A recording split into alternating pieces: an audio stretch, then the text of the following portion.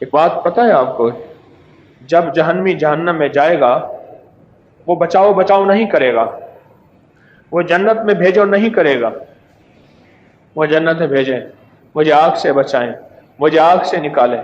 روایات میں جو لفظ ہے وہ کہے گا رحم رحم رحم رحم۔ آج بھی رحم مانگنے والے کو رحم مل جاتا ہے، رب اغفر ورحم وانت خیر الراحمین۔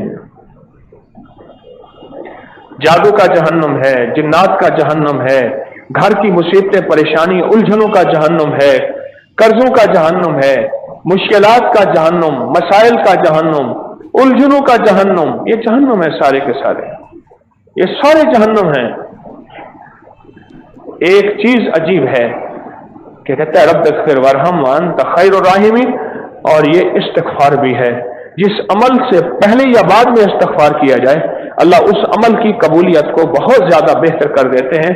اللہ پاک فرماتے ہیں کہ میرے بندے تم مجھ سے مانگ، فقل رب اغفر ورحم، کہے اے اللہ مجھ پہ رحم فرما، مجھ پہ رحم فرما۔ اللہ کے ہاں ساری چیزوں میں سب سے زیادہ پسندیدہ چیز توبہ ہے، ندامت ہے اور استغفار ہے۔